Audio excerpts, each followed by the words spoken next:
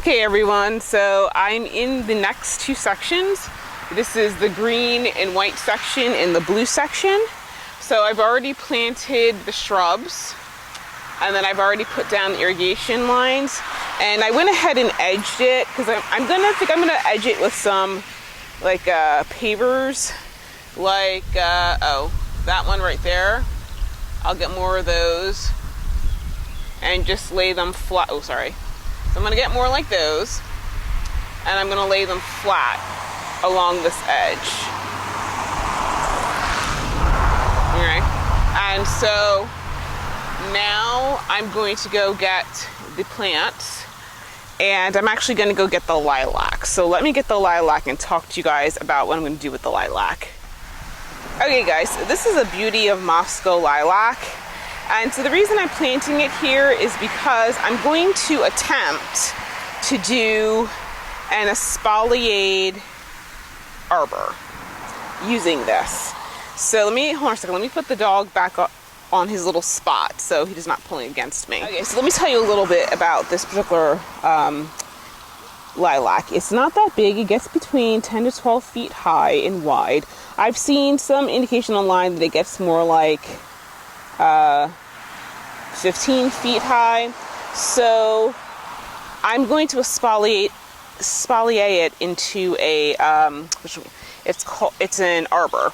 And so my inspiration for this was the arbor. I had seen the espaliered arbor by River Roads Farms a couple years ago, and so I have been researching it, and it seems like they have two candelabra forms that they basically kind of grew together. And so when I was at the Philadelphia Flower Show, I got to see it in person, and it's definitely two candelabra forms. So I got two of them, and so it's right now, this one is not too bendable. This one kind of is, but you know, I think probably what I'll start to do is just start training it to bend over as far as it can to get the first, branch on the candelabra. And this one obviously will do the same thing.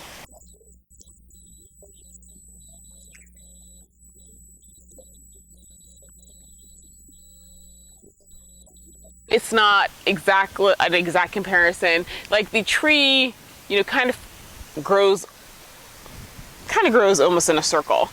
So basically, the espalier is growing up and wide, but you're kind of removing that depth element.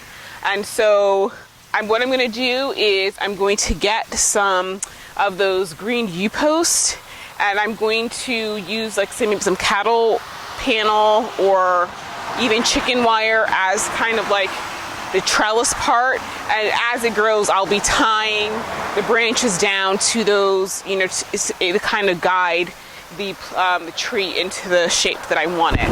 So I'm going to do it over this walkway. I'm going to turn the camera around to show you. So this is the walkway that I want it to grow across. So I think I'm going to start it maybe 18 inches on this side. It's a little farther back, but 18 inches on this side and 18 inches on that side, and get it to kind of grow across the path. Because this section that I'm standing in right here is what I refer to as the south lawn, and I want that lilac to be the entrance into here.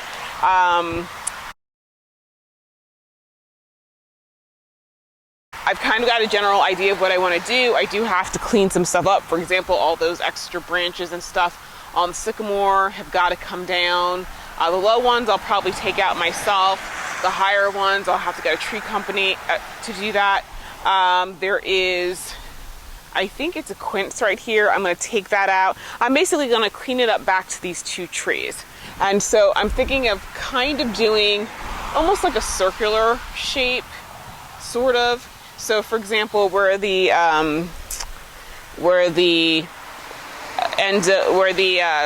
walkway ends, I'm kind of gonna curve it, do a big curved bed, and kind of take it to the edge of the front hedge, so about to like right here. And And, you know, since this hedge will come all the way to this line, there's a kind of a natural green, you know, walking path. And then I'm going to take it, you know, maybe from here all the way over to the edge, which is over here. And over here, what I'm planning to do is see where that red pump is. That's on my property.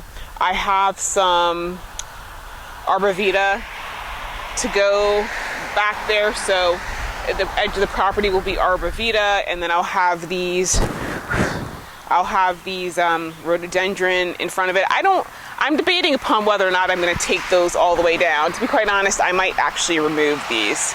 I don't know where I'm going to put them, but I may take them out.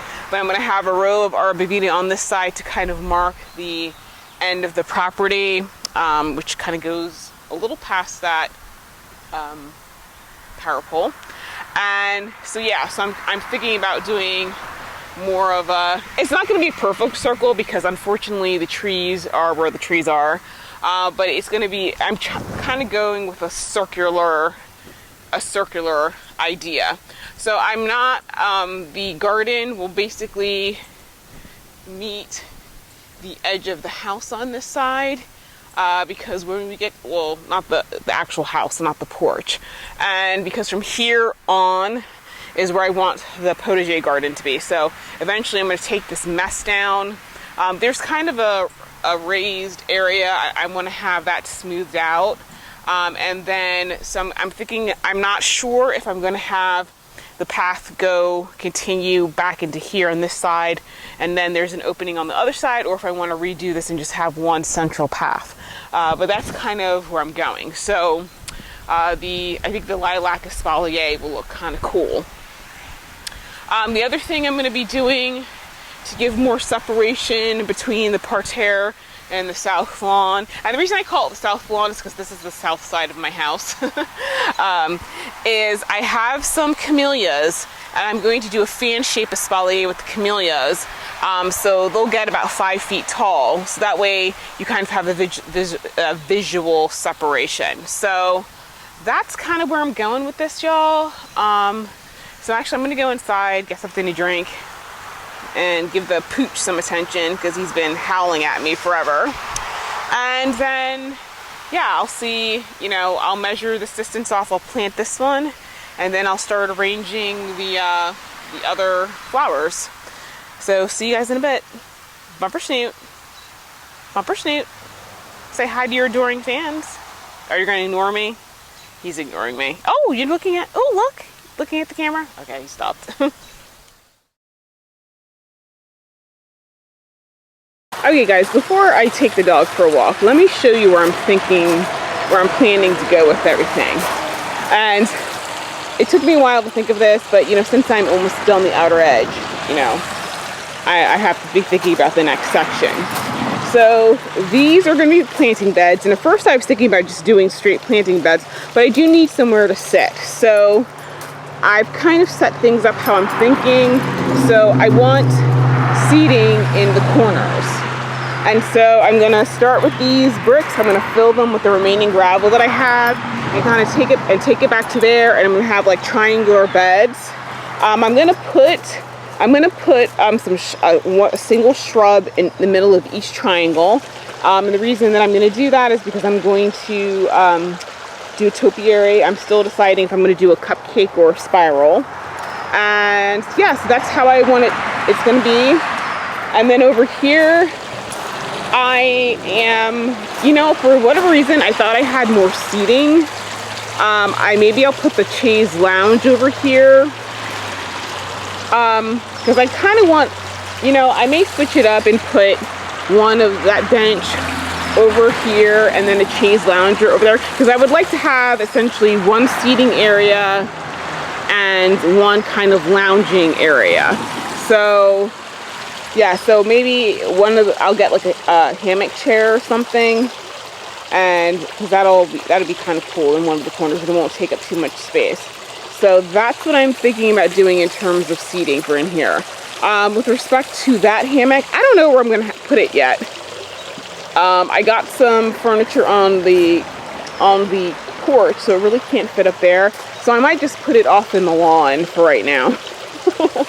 We'll see. So let me take the pooch out for a short walk. Are you ready to go for a walk, Bumpy? Yeah?